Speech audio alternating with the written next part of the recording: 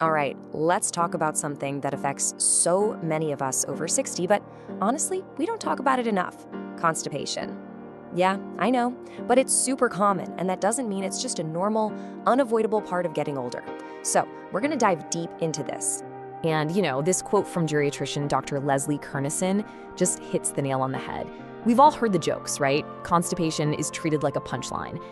But in geriatrics, for doctors who specialize in older adults, it's a really big deal. It's a huge quality of life issue, and it can actually lead to some pretty serious health problems. They know that getting a handle on this is absolutely crucial. So here's what we're gonna cover. We'll start with why it's so much more than a punchline, then we'll get into what actually causes it. We'll talk about the really important stuff, when you need to see a doctor. After that, we'll get into lifestyle changes and some facts about fiber. And finally, I'll give you a super simple guide to navigating the laxative aisle. Okay, so first up, why do we need to take this so seriously? Because the consequences, well, they go way beyond just feeling a little uncomfortable. It can really impact your physical and your mental well-being.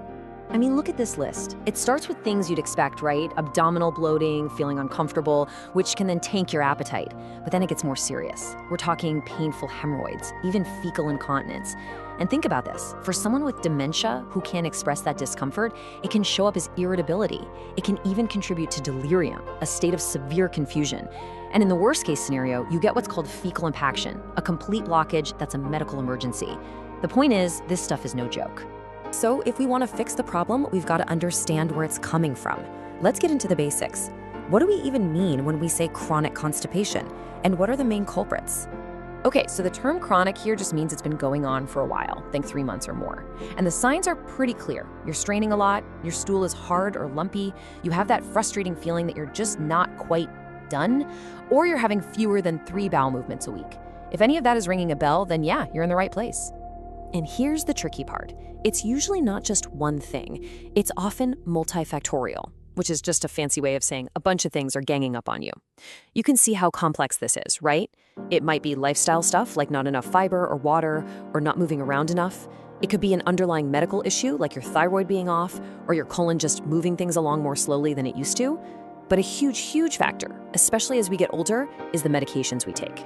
Honestly, when a geriatrician sees a patient with constipation, one of the very first things they do is look at the medication list. And these are some of the biggest offenders. Anticholinergic drugs, and gosh, these are used for everything from an overactive bladder to allergies.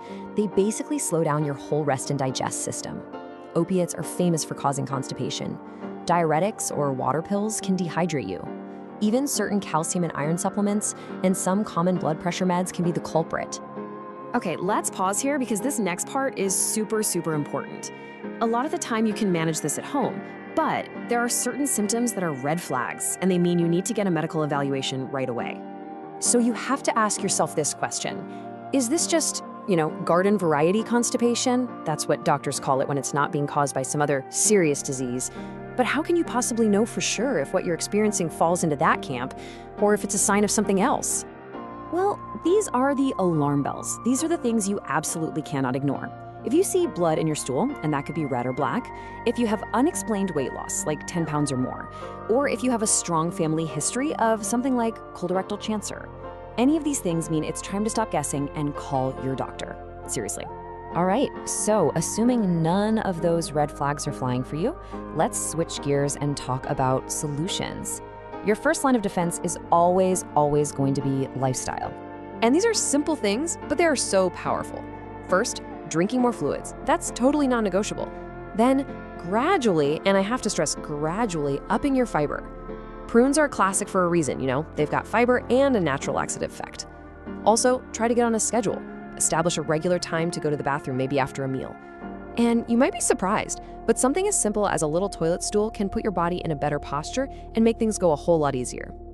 But a really important note on fiber supplements like Metamucil, they are not a magic fix for everyone. Here's why. They work by soaking up a ton of water. So if you're not drinking enough fluid, they can actually make things worse. It's like creating cement in your gut. For many older adults, especially if your colon is already a bit sluggish, getting your fiber from food is often a much safer and better way to go. Okay, so what happens if you've tried all the lifestyle stuff and it's just not cutting it? Well, then it's time to talk about over-the-counter options. And I know, That aisle in the pharmacy can be totally overwhelming. So let's break it down and make it simple. First things first, you need to understand this key idea, the difference between maintenance and rescue. Think of a maintenance treatment like brushing your teeth. It's something you do regularly to prevent a problem from ever starting. A rescue treatment is more like getting a cavity filled. It's what you do when the problem is already there and you need to clear it out. The goal, of course, is to have such a good maintenance plan that you almost never need a rescue. So there are basically 3 effective types to know about. First are the osmotics, like Miralax. They're gentle. They basically act like a sponge, just drawing more water into your colon to soften everything up. Then you have the stimulants, like Senokot. These are more like a gentle nudge. They actually encourage the muscles in your colon to contract and get things moving. And finally, you have the bulking agents, like Metamucil, which add, well, bulk. But again, remember our warning, you have to drink a lot of water with those.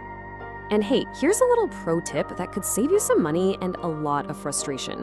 What about stool softeners? Like Colis. Well, studies have shown they're just not that effective. Even though they're used all the time, especially in hospitals, they really don't work very well compared to the other options we just talked about. So you can probably skip that one. Now, let's bust a huge myth that scares a lot of people. You've probably heard it. The idea that if you use laxatives regularly, your colon will get lazy or dependent on them. Well, that idea has pretty much been debunked. The truth is, for many older adults, ongoing laxative support is necessary because of underlying medical conditions or medications they have to take. It's not the laxative's fault. It is considered perfectly safe for long-term management. Okay, so let's put this all together into a clear 5-step plan you can actually use. Step 1. Talk about it. Proactively bring it up with your doctor. Don't be embarrassed. 2. Review your medications. See if any of them are known culprits. 3. Keep a log. Just a simple journal of your bowel movements and what you're taking. This is so helpful for figuring out patterns. 4. Lifestyle first.